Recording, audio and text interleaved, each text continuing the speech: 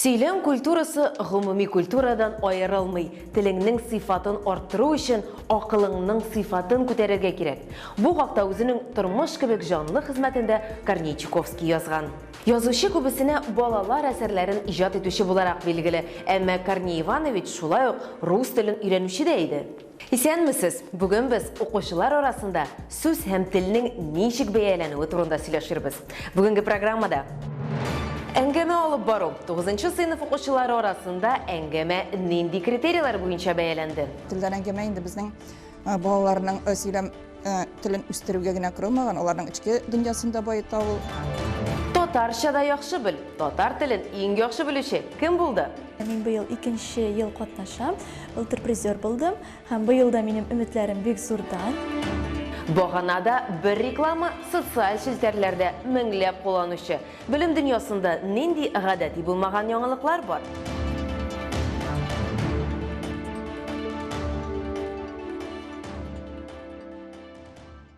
Мәгариф һәм фән өлкәсендә күзәтчелек буенча федераль хезмәт 9-нчы һәм 11-нче сыйныфларда дәүләт имтиханнарын тапшыру көннәрен раслады.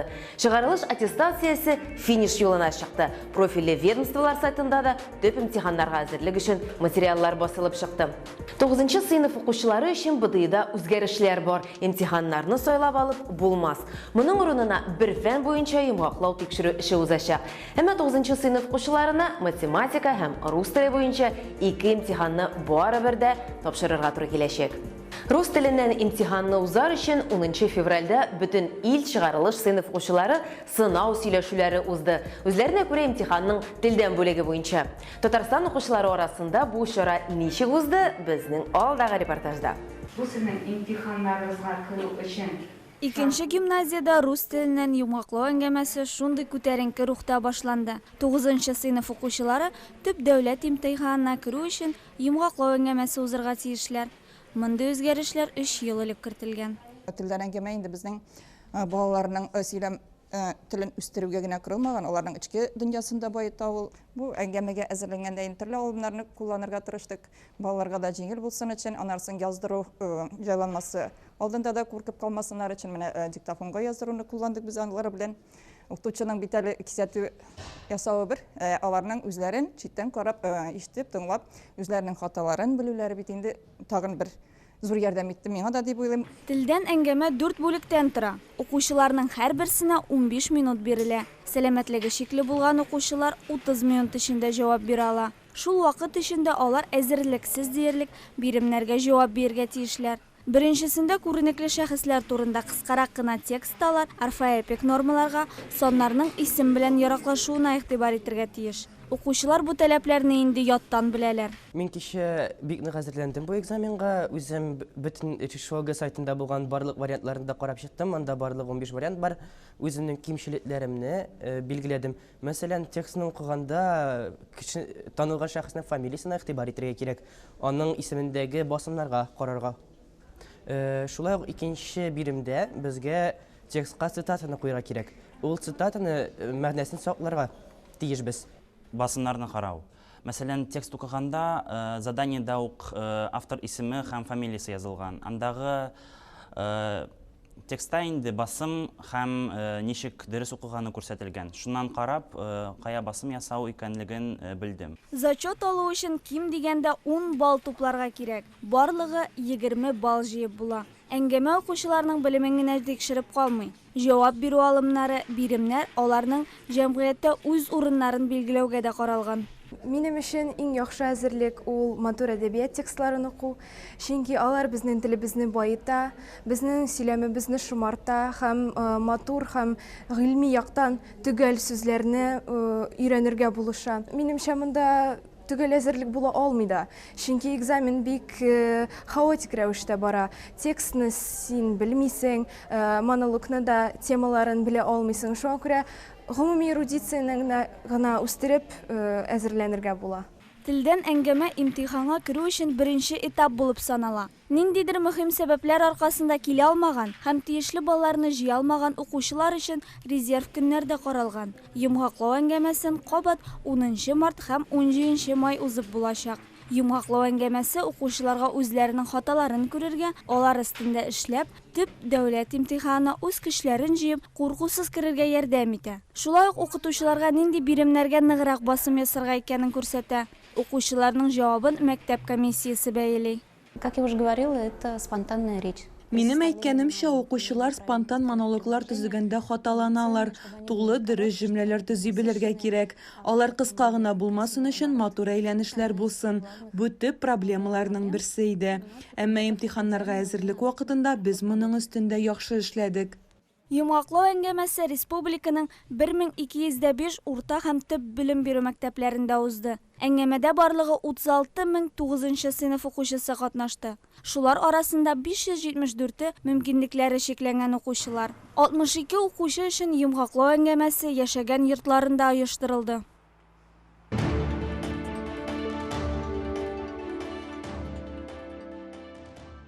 2021 ел Татарстанда туган телләр һәм халыклар бердәмлеге елы дип игълан ителде. Бу тәкъдимне Республика президенты Рөстәм Миңнеханов кертте һәм төбәгебезнең бар халкы белән хупланды. Татарстанда 110 милләт вәкиле яши. Бу атнада халыкара туган тел көне билгеләп үтелде. Телләрне саклау мәсьәләсе бар дөнья өчен актуаль. ЮНЕСКО тикшерүләре буенча дөньяның 6900 теленең 2500-ы юкка чыгарга мөмкин. Кешеләрнең туган телләрендә аралашу мөхитен саклау һәм үстерү бу елның төп бурычлары булып тора. Республикабызның төп һәм титуллы телләрнең берсе татар теле. Аны популярлаштыруга бик күп механизмнар җәлеп ителгән. Барлык теләүчеләр өчен бушлай курслардан башлап, олимпиадалар үткәрүгә кадәр, хәтта татар телене белмәгән балалар арасында да. Әмма төп басым киләчәктә туган телне өйрәнү белән профессиональ рәвештә шөгыльләнә башлаган балаларга бирелә. Мондый белгечләрне профильле турнирда билгелиләр. Туган телен яраткан, ана теленә тугрылыклы булган укучылар һәм укытучыларны татар теле фәненнән республика күләмендә үткәрелгән олимпиада тагын да берләштерде. Татарстанның төрле шәһәр районнарыннан туган телен камил белгән укучыларның иң-иңнәре дуслык сәламәтләндерү белем бирү комплексы базасында олимпиада эшләделәр. Мин быел 2нче ел катнашам, былтыр призер булдым һәм быел да минем өметләрем бик зурдан. Шулай ук инде 2нче ел катнашкач мин олимпиаданың ниндирәк рәвештә булачагын беләм. Олимпиада 4-тән алып 11-нче сыйныфта укучылар өчен оештырылды. Барлыгы 33 районнан, Казан һәм Яршалы шәһәрләреннән 280-гә якын укучы катнашты. Катнашучыларны компетентлы жюри бәяләде. Алар КФУның филология һәм мәдәният ара багланышлар институты, Татарстан Республикасы мәгарифне үстерү институты профессорлар, укытучылар составы вәкилләре. Бу безнең өчен дә бик тә кызыклы, шул ук вакытта куанычлы хәл. Чөнки без үзебез филолог буларак шушы өлкәдә укучыларыбызның әзерлеген, аларның татар әдәбияты, татар тел белән кызыксынуларын, киң планда татар мәдәниятын белүләрен ачыклау, ул димәк бүген безнең киләчәгебез турында кайгырту дигән сүз. Төрле елларда олимпиада төрлечә бәяләнә. Бер елны тест форматына өстенлек бирелсә, икенче елны укучыларның фикерләү дәрәҗәсенә басым ясала. Эшләр тикшерелгәннән соң укучылар алар белән танышып, үзләренең йомшаграк яисә өстенлекле якларын, хата кимчелекләрен белә ала. Мин татар әдәбиятының олимпиада 1нче тапкыр катнашам. Без бик озак әзерләндек. Республикага барасыны белгәч, без ай буе әзерләндек. Олимпиаданың төп максаты татар теле һәм әдәбият өлкәсендә талантлы балаларны ачыклау һәм аларга алга таба үсү өчен мөмкинлекләр бирү. Минемчә, татар әдәбиятыннан эшләр бик катлаулы да түгел, бик җайлы да түгел. Һәр елны үзенең бер уйландыра торган сораулары була. Шаугыр килеп узган олимпиаданың инде җиңүчеләре дә билгеле.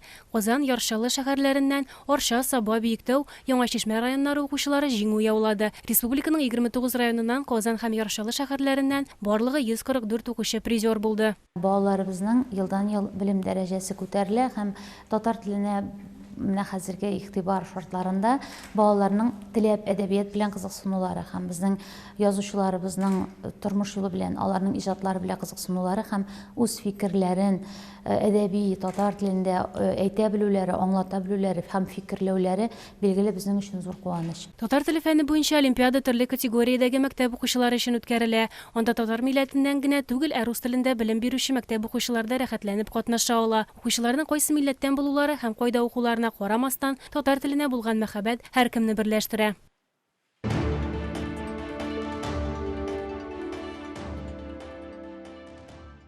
Бағанадағы реклама алгарышның нәтижелі ысулы икән. Популяр социаль шелтәләргә 1000 кулланучылар тупларга мөмкин. Ышанасызмы? Бу хакта сезгә Нияз Рахман кызыклы тәнәфес рубрикасында сөйләр. Исәнмесез? Бу кызыклы тәнәфес сәхифәсе һәм интернет дөньясында булган иң кызыклы яңалыклар хакында алга таба. Мәктәпләрдә һәм вузларда яңа директорлар барлыкка килергә мөмкин. Искеләре бер кайда китмәй, ярдәмгә IT директор киләчәк. Мондый тәкъдим белән тиешле хатны инде министрлыкка юллаганнар. Яңа директор исә цифрализация буенча завуч проректор дип аталачак. Гамәлгә ул 2021 елдан яңа уку елы башыннан кертелергә мөмкин. Яңа вазифаны тәкъдим итүчеләр фикеренчә, бу гадәти директор гына түгел, цифрлы коммуникациялар дөньясына чумган һәм аны белем бирү программалары белән бәйле алырга тиешле белгеч булырга тиеш. Тик менә мондый зур тәҗрибәле хезмәткәрләр генә мәктәптә эшләргә риза булырмы икән? Чөнки IT технологияләр дөньясында хезмәт хаклары югарылардан санала. Вакансиялар булыр, директоры табылмаса нишләрбез? Я же повторяю, я вчера сдал отчет. Леонид Петрович, Степанов из 8 Б в милицию попал. Я просил не трогать меня сейчас. Мәктәпләрдәге тагын бер шәп вакансия хакында әйтергә онытканбыз бит. Сүз яңа директор киңәшчеләре хакында. Россиянең мәгариф министры Сергей Кравцов мәктәпләрдә тәрбия буенча киңәшчеләр идеология белән шөгыльләнмәячәк дип белдерде. Аның фикеренчә, әлеге яшь белгеч балалар белән бер телдә сөйләшүче һәм аның укудан тыш эшчәнлеге, спорт чаралары, театрга, музейларга бару, нәкъ менә дәрестән тыш чараларны оештыру. Яңа вазифа ул төбәктә 2021 елның 1 мартыннан гамәлгә кертелгән. 2022 елда киңәшчеләр Россиянең барлык төбәкләрендә дә барлыкка киләчәк. Күз алдына гына китерегез әле. Балалар кул-кул тотышып, дәрестән соң театрга бара. Может, на всякий случай за руки возьмемся?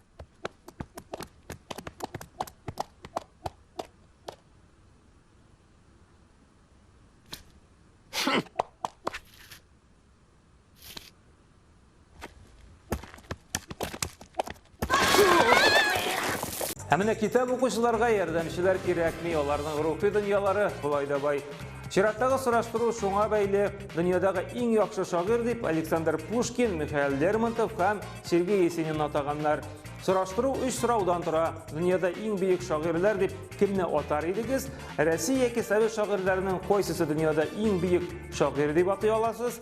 Һәм өченчесе зинһар өчен сез яраткан Россия шагыйрь классикларын атагыз. Беренче урынны 78% белән Пушкин яулый, икенче урында 43% белән Лермонтов һәм Есенинны 20% халык атый. Әлбәттә, өчесе дә лаеклы һәм бу әле озак еллар дәвамында шулай булачак та. Я помню чудное мгновенье. Передо мной явилась ты, как мимолетное виденье, как гений чистой красоты. Үз аудиториясын баганага язган язу ярдәмендә таба. Менә Украинада яшәүче 10 яшьлек Виталина исемле кыз популярлыкка ирешү өчен бик кызык ысул уйлап таба. Ул үзенең YouTube'тагы каналына язуларын сорап баганага игълан ябыштыра, бәхеткә берәү аны төшереп, үз Twitterына куя. Нәтиҗә үзен озак көттерми, бер көн эчендә генә дә аның каналына 40 000 кеше языла.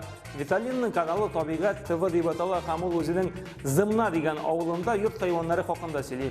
Анда төп геройлар песи Пушинка, попугай Кеша, эт Альфа. Үзе бер хайваннар дөньясы.